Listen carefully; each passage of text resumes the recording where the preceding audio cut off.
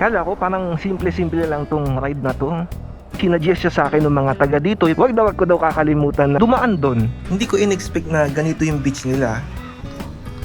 Probinsyang probinsya. Stop nga tayo. Ano ba naman to? Hello. Bawal po. Hindi ko alam kung saan ako papunta. Ang ganda. Ang ganda naman ng itsura nito. Nagmumukhang ewan tuloy ako dito. Yan, hello sa inyo mga halapips. Sa ride na to ay iikutin natin itong buong isla ng Marinduque. At dito tayo mag-uumpisa sa bayan ng Buwak. Medyo maliit lang naman itong isla ng Marinduque at yung kabuuang loop niya ay nasa mahigit sa 100 kilometers. Actually, pwede nga itong takbuhin ng nasa 1 oras lang eh. Basta bababad tayo sa 100 kilometers per hour. Pero syempre, hindi natin gagawin yan. Dahil bawal yun, hindi naman to expressway. Bali sa pag-ikot natin dito, makikita natin kung ano yung mga madadaanan dito habang bumabaybay. At meron ako mga piniling lugar kasi yun yung mga sinadjust sa akin ng mga tinanong ko dito. Iba-iba yung suggestion nila pero pumili na lang ako ng ilan. Kasi baka gabihin ako kung pupuntahan ko yung lahat. Paggas nga muna tayo dito. Magkano kaya? Ay, 88. Pwede na to. Medyo mahal pa din. 107 yung diesel. Mahal. Ano po? Magkano yung... Pula, green. Ano po? Sige pa. Puno na lang. Pula? Yung... Sige, pula. Okay, tara na. Naka 250 pesos sa 2.5 litro ng gasolina. Napakamahal. Kasi dati yung ganon, ng 250 ko, halos full tank na yun eh. At eto, 2.5 litro nang naman yung dinagdag. Ang mahal. Dito nga pala sa Marinduque, meron silang tinatawag na Puso Moto. Parang ginawa siya para sa mga nakamotor. Parang may mga destination na pupuntahan ka, tapos sa dulo meron kang matatanggap na parang token. Pero parang nahinto na yata yun. Pero tinignan ko pa rin siya, yung mga destination doon. So, yung iba pala napuntahan ko na nang hindi ko alam. Pero ano to? Airport? May airport pala dito? Parang ang liit ha. Hindi ko alam na may airport pala dito. Kaso lang parang ano siya, parang sarado. Or siguro kasi hindi ginagamit. Pero yun, nagulat ako. May airport pala dito. Kasi ang akala ko, ang paraan lang para pumunta dito mag-Roro. Sana nga gumagana yung airport para mas accessible tong isla sa mas madaming lugar. Yun lang, wala akong nakikita na mga arko dito kung nasa ang bayan na tayo. At ngayon, hindi ko alam kung nasaan na tayo, kung nasa Buwak pa ba tayo or nasa ibang bayan na. Gasan Bypass Road, Gasan Town, Buena Vista, Torrijos. Okay, dito tayo. Mukhang okay din dun. Mukhang pabundok dun. Ito, mukhang nasa sentro tayo. Ano ba to? Munisipyo? Hindi. Palengke. Ang galing ng palengke nila. Iba yung style. Hindi yung mga casual na palengke sa Maynila na parang isang malaking parisukat lang siya na may mga tindahan. Eto, mukhang nasa sentro na tayo. Dito sa... saan ba? Ayan, sa ilalim ng Cebuana. Gasan. Dito na tayo sa Gasan ngayon. Sa ibang bayan na pala tayo. At ito yung munisipyo nila. Okay, dito tayo sa kaliwa.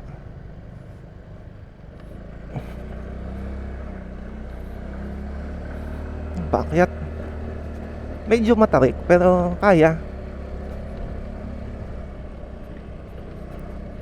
Ito. Dito tayo muna pumarada.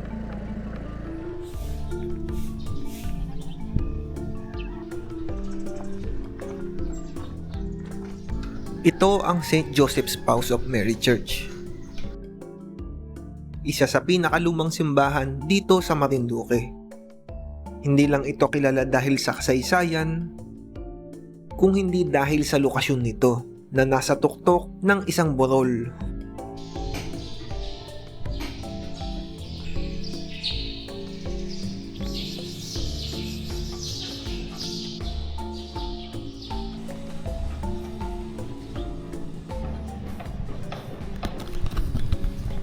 Ang ganda ng view dito sa simbahan nila. Pagkatapos magsimba, may view overlooking ng dagat. Ayan.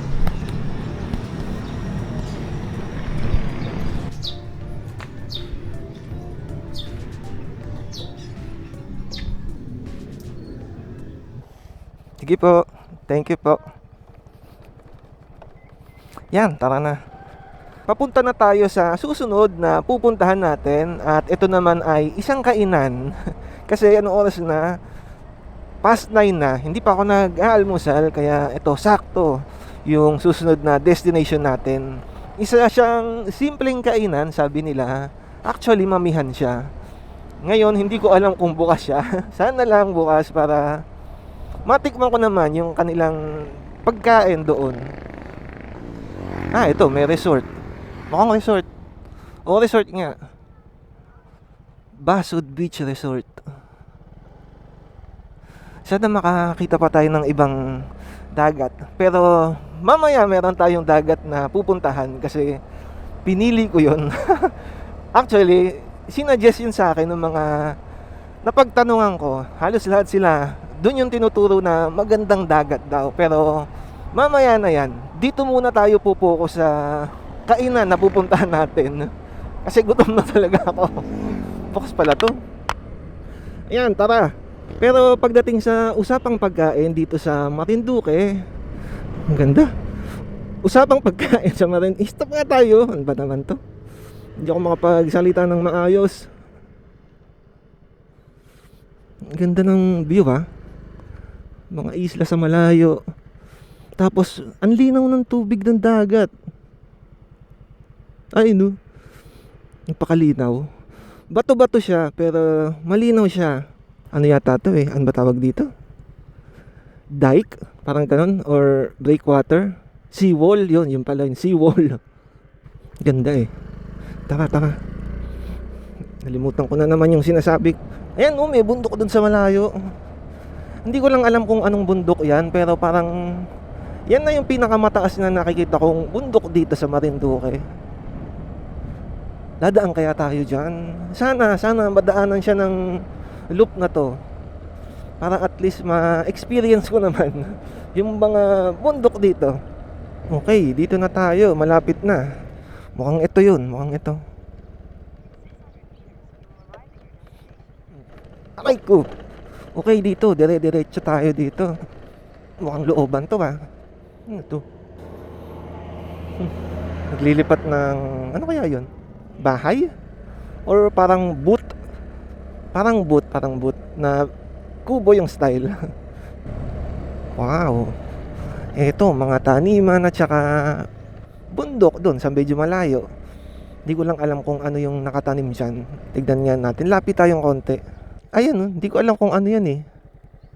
Parang nakakumpul-kumpul sila. Hindi ko sure. Hindi kaya yun yung dayami. Parang hindi yan yun eh. Hindi naman tinatanim yung dayami. Parang to yung mga dahon-dahon lang yata yun. Parang hindi pa nga ako nakakita nun eh. Nakikita ko lang siya dati sa Princess Sarah. Ginagawa siyang tulugan nila. Sabi ni Google Map, dumating na daw ako. Pero wala pa naman. Yun. Dito, yun lang, Rap Road.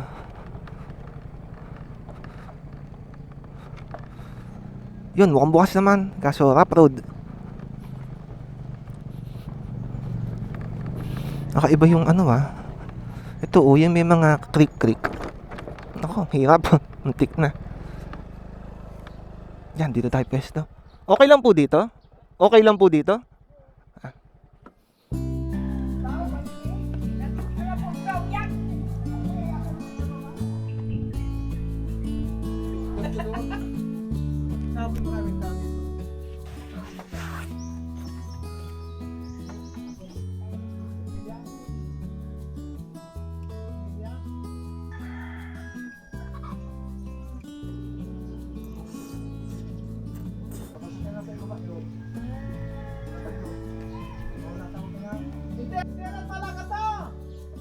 Galing eh. Probinsyang-probinsya. Nakakatuwa kasi yung simoy ng hangin nakadagdag sa probinsya feels.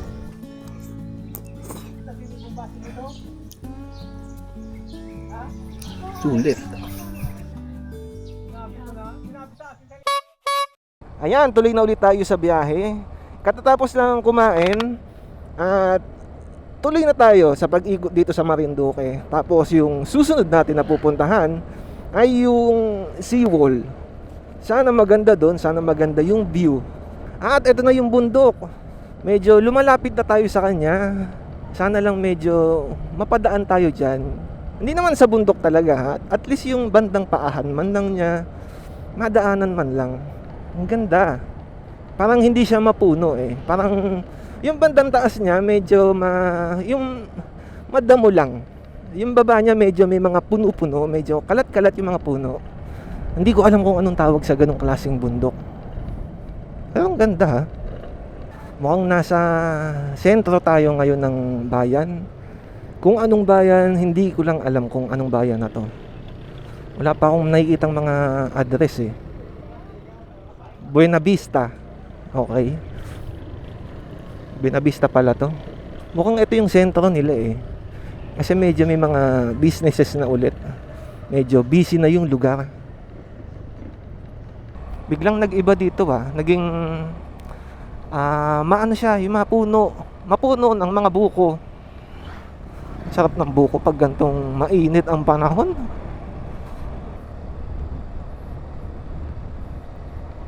Nakakatuwa naman to. Nakakatuwa pag ganito no. Pagka eto nakakatakot, walang harang. Nakakatuwa yung ganito kapag ayan, ganyan yung view mo dagat. Basta hindi violento yung dagat. Tulad ng ganon na kalmado siya, okay lang eh. Parang ang restaurant. Parang ang cute niya na restaurant no. Nasa tabi ng dagat. Parang ang cute. Tara. Ang ganda. Ang ganda ng tanawin pagkaliko. Ang ganda ng bundok. Ang ganda nung pagsigsag kurbada, paakyat tapos pababa, tapos yung view mo, yung bundok. Ang ganda ng mga ganong klaseng twist. Kasi biglaan eh. Hindi yung twist sa movie twist ng kalsada. Ano to? Okay. Padaan po. Ang chill nila Para lang silang namamasyal dito. Mukhang pasukan na ng mga estudyante dito Pero ang aga, alas 10. Magte 10:30 pa lang. Pero parang pasukan na. Or uwian. Parang kakaiba yung schedule nila ng pasok. Hindi. May mga nakikita akong medal tsaka ribbon. So mukhang graduation na. Kaya pala iba yung oras nila. Mukhang magbabakasyon na sila. Buti pa sila may bakasyon. Samantalang tayo ito, mga nasa 30 na walang bakasyon. Kung dati pwede kang mag-absent sa school sa trabaho hindi, kasi kada absent mo ito ang mawawala sa'yo. Kaya kahit na medyo tinatamad kang pumasok, di ba? May paraan. Sick leave. Basta kailangan ka panipaniwala yung leave mo. Katulad nito, nakaano ko, sick leave. Bukas pa naman ako magsasabi na may masama akong nararamdaman. Kasi sick leave hindi mo pwedeng sabihin na in advance yun. Kailangan same day. Basta kailangan lang gumising ka ng maaga, tapos mag-message ka na, yun nga, masama pakiramdam mo. Yun na yun. Lusot na yun. Ayan. May isla dito, malapit lang. Tapos mukhang may mga structure siya. Kasi may mga white na parang mga gusali. Siguro private island siya. Tara na.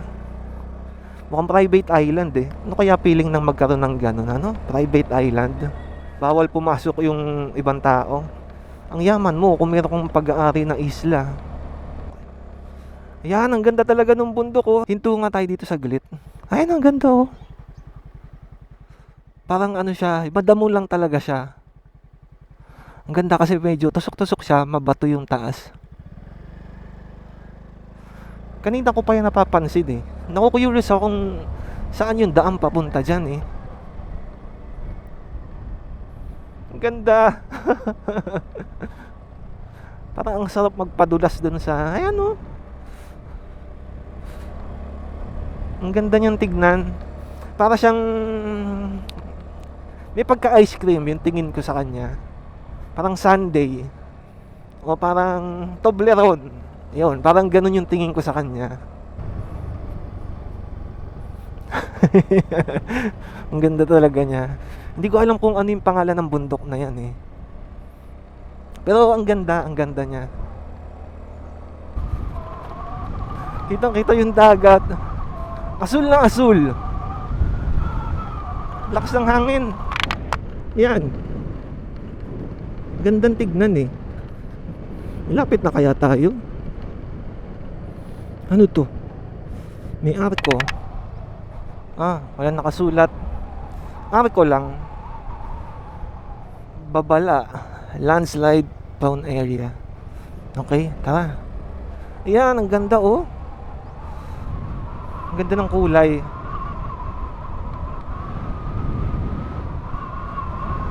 Lapit tayo konti. Seawall. Seawall pala ito. Yun lang, may mga ayan, mga senyalis ng landslide. Nakatakot. Dito tayo sa pinakakanan. At baka matsempohan. Ayun, parang tinapyas lang siya. Ayoko ng ganito. Nakatakot. Baka mabagsakan. Ito medyo chill na. Okay na. Yan, kalmado na ako banda dito. Pero nakakatawa yun. Adventure. Adventure yun. So ito yung seawall. Yung dinaanan natin.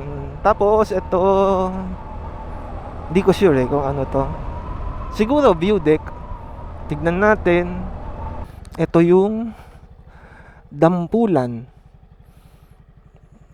Parang walang tao eh. Ayokong huminto.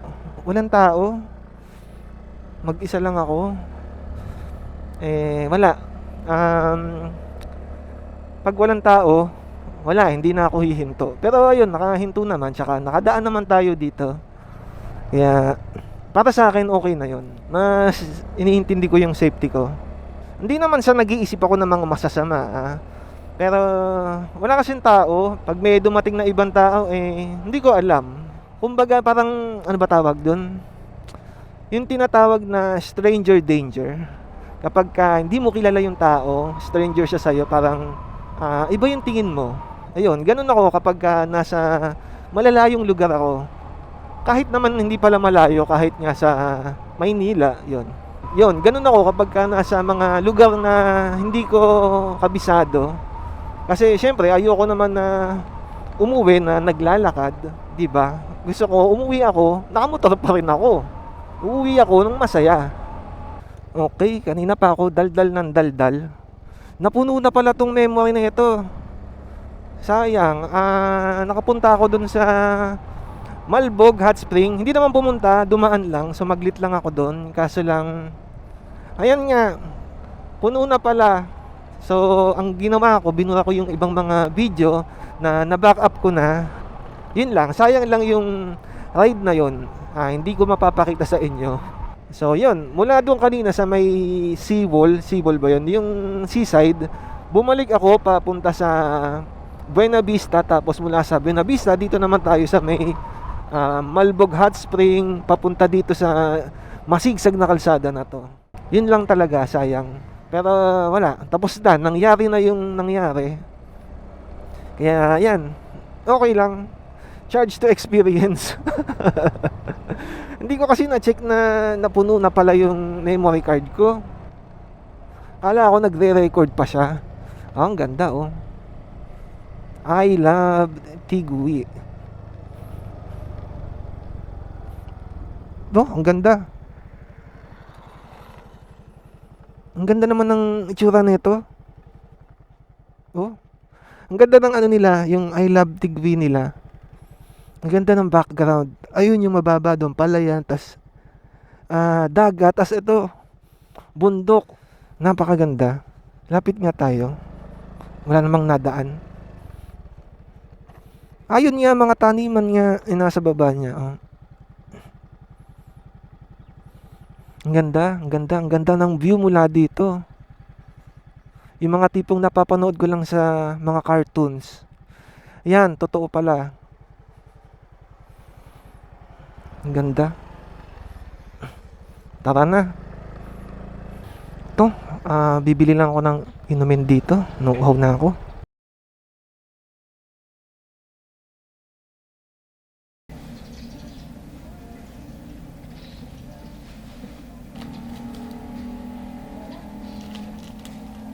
Yan, parang ito yata yung convenience store nila dito.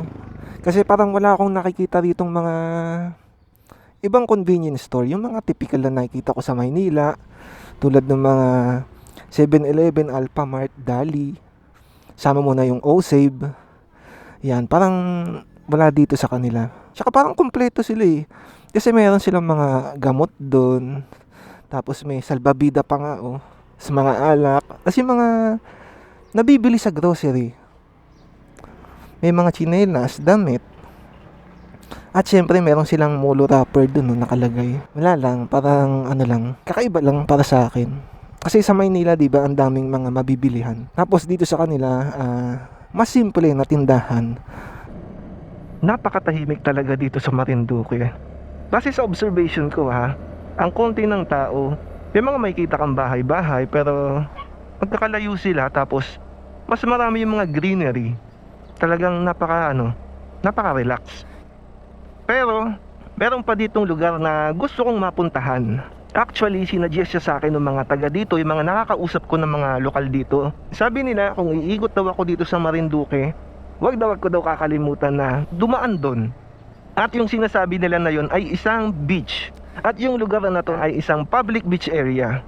Kaso kasi pag nalalaman ko na pampubliko yung lugar o kaya lalo na sa dagat, public beach area, wala akong masyadong ini-expect. Kung may expect man ako, basura o kaya maduming dagat. Pero ito malaman sana maganda. Ano to? No to mining. Baka ano yun? Sa online selling, yung mga mahilig mag-mine tapos hindi naman bibilihin. Weird naman. Hindi. Joke lang yun. Baka may mga nagmimina dito. May mga dadaanan nga ako na parang tinapyas yung part ng burol. Hindi pa naman siya bundok parang mababang part. I love Buwangan. Buwangan nga ba? Yun, Buwangan nga. Ayan, parang ganito yung mga ganyan, no? Mga tinapyas. Hindi ko alam kung yun yung sinasabi nila na no to mining. I love Poktoy. Nandito na tayo sa Poktoy. At nandito rin sa Poktoy, yung tinatawag nila na Poktoy Beach. Yan, nandito na tayo, malapit na sa Torrijos White Beach. Tama ba? Ito yun. Alam ko Poktoy pero Torrijos nakalagay, White Beach. O baka yun. Baka yun nga yung tawag dito. Tapos yung lugar o yung barangay Poktoy. Saan pwedeng pumunta? Kasi wala akong ano rito, kung ano man, kung wala akong nilagay na kung saan man ako magpupuntang resort. Hindi ko alam kung saan ako papunta. Nang huhula. Dito daw yung parking. Ito.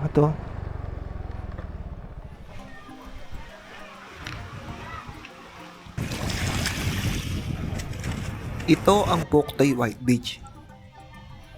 Ang pinakakilalang beach destination dito sa Marinduque.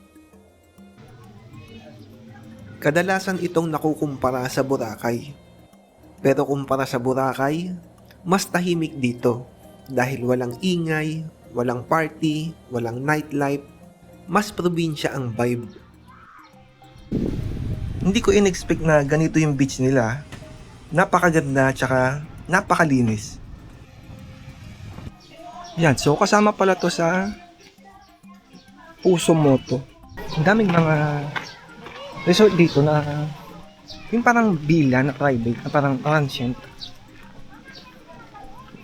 Ang dami pala. Kala ko wala.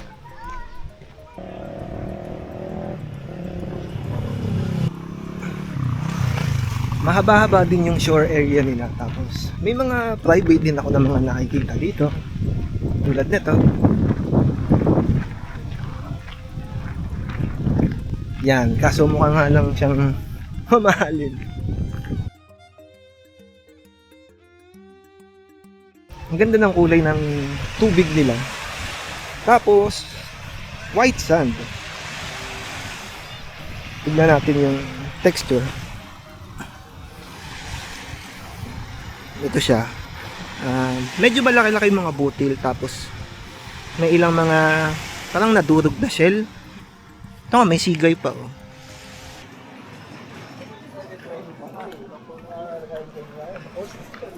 Naman ni Sita ay kuwat. Hindi, talagang mahina. May suka po. May, ining suka daw ang sausawan ni Sir. May balis siya buha. Pwede kang magbibig, yan, ano? Kapitan. Yan, paalis na tayo dito sa Buktoy. Buktoy nga ba? Poktoy, yun. Poktoy Beach Area. Ang ganda ng Poktoy White Beach ha. Actually, hindi ko ini-expect na ganun siya kaganda.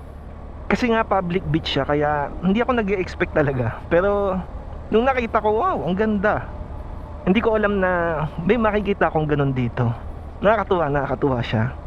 Napakalinis, yung kulay ng tubig, ang ganda. Yung kulay ng buhangin, maganda. Lahat maganda. Tsaka ang konti lang nung tao. Kaya ramdam mo yung tahimik, hindi yung crowded na naingay. Tsaka walang kalat, yun talaga yung mahalaga sa akin. Prepare to stop. Ano ito? Checkpoint? Wala naman. Nag-ano sila? Rock netting. Nako, may landslide. Delicates tong ganito. Pati dito din sa kabila. Pag ikaw nahulog doon, dagat yun. Lalim nun malamang. Bangin yun na dagat. Malas mo. Tapos bato-bato pa yung pagbagsakan mo. Kapag nahulog ka doon, talagang alaala ka na lang. Okay, meron ditong bus. Parang ngayon lang ako nakakita ng bus dito Kanina pa ako nabiyahe. Kahit nga jeep wala ako nakikita Pero eto, mukhang nagpipicture sila. Ito muna tayo sa gilid. Baka sabihin nila photo bomber ako. Ayan nga, kita dito pag ganun yung shoreline nila. Parang karugtong yung parang isla dun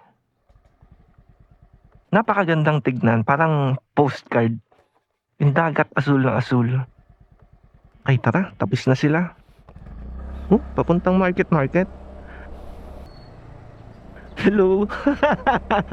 Hindi ko alam na meron palang bus dito sa Marinduque papuntang Maynila. Wala lang, parang nakakagulat. Hindi ko alam kung baka nga mamaya yung mga sakay nun papasok pa lang ng trabaho ngayon. Pero hindi, mukhang hindi. Wala lang, parang nagulat ako ba't may bus dito tapos may pamilyang na plaka. Cubao. Ito, parang ito yung unang arko na madadaanan natin.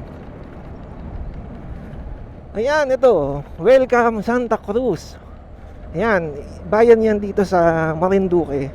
Parang siya nga lang, wala akong matandaan na arko na nadaanan dito. Yun lang talaga. Ito, simula pa lang ng pagdating ko dito sa Marinduque, hinahanap ko na to. Ayan, Marinduqueño. Totoo nga pala kasi akala ko dati parang ano lang siya, pinangalan lang sa Marinduque yung manok. So dito pala meron din. Hindi ko lang alam kung lutong Marinduque talaga siya, yung Marinduqueño na lechong manok. Pero yun, parang nung nakita ko biglang meron pala ito dito. Kala ko pinangalan lang sa Marinduque yung manok. Okay, naligaw na ako. Hindi ko na alam kung nasan ako. Okay, nandito na yata tayo sa sentro nitong Santa Cruz. Ayan, ito yung Morion bust. So, estatwa siya ng Morion. Morion. Ito yung hinahanap ko. Ayun na yun, nagkalito-lito pa dito. Dito lang tayo pumesto sa may Tarlac zone, no parking. Yan, okay na ulit. Nagkalito-lito ako dun sa one way nila. Yung iba kasi walang nakasulat na no entry. Tapos si Google, pinapakaliwa ako sa may nakasulat na no entry. Pero yan, okay na. Hindi naman tayo nahuli. Yan, tara. Naghanap ako ng mga mapupuntahan dito sa Santa Cruz. Kaso lang, yung mga nakikita ko na attraction dito, kadalasan waterfalls o kaya naman kuweba. Yung mga papasok sa kuweba, tas lalabas sa kabilang side, parang yun yung nakita ko kaso lang, yun lang, hindi ako mahilig sa ganun. Hindi ako mahilig sa waterfalls. Tapos, takot din ako sa kuweba. Ang ganda naman ito. Ito, mas ma-enjoy ko to yung tumingin dito kaysa sa waterfalls at saka sa kuweba. Mag-enjoy ako sa ganyan kahit na tumambay lang ako dyan. Yan, sulit na yan para sa akin. Kahit sabihin mo may entrance ang pagtingin dyan, okay lang sa, ano to? Ano yun? Bumubula. Para siyang blob. Parang, yun nga, parang blob na monster. Bumubula parang may kinakain siya. Hindi ko sure o baka mamaya aspalto yun. Woo! Ayun ang sarap nung ganun. Ramdam mo talaga na kapit na kapit yung gulong. Yung ano ba tong ko dito? Pirelli Angel Scooter. Kapit na kapit siya. Talagang kampante ka habang nasa mga kurbada ka. Basta walang buhangin Hindi ko pa natatry ito nung may buhangin. At ayokong subukan kasi baka sakaling malasin, di ba? Maaksidente pa ako. Yan, napansin ko lang dito mga halapips. Kakaiba yung mga kilometer post nila dito. Iba yung number. Same number din, pero ito, 8 kilometers. Hindi ko alam kung saan yung sentro nila. Basta kasi sa Luzon, ang sentro ay nasa Luneta. Nandun yung kilometer post 0, nasa gitna ng dalawang kalabaw. Dito, hindi ko alam kung saan yung kilometer 0 post nila. Okay, ano na ba to? Sentro ng Santa Cruz. Santa Cruz pa ba to? Hindi ko alam kung Santa Cruz pa ba to or Mogpog. Dami ring mga lumang bahay dito. Mogpog nga. Ayan, Bowac, Balanacan Port. So, diretso tayo. Kala ko parang simple-simple lang tong ride na to. Ang gaganda ng mga napuntahan ko. Lalo na yung dagat talaga. Talagang yun yung tumatak sa akin. Yan, mukhang nasa Buwak na tayo at mukhang patapos na tong ride na to. Kasi nakaikot na tayo sa Marinduque. Grabe ang ganda dito sa Marinduque. Natutuwa ako kasi napakatahimik dito. Talagang napaka-chill. Tapos maliban sa tahimik siya, hindi siya yung probinsya na naiisip ko yung puro liblib, yung mga ganun, malalayo yung bahay, malalayo yung mga bayan, sentro. Hindi pala siya ganun. Pero ito yung gusto ko, yung tahimik lang pero may mga atraksyon na pwede kang puntahan or pasyalan. At syempre yung mga tanawin na madadaanan. Kahit nga sa kalsada lang dami mong makikita.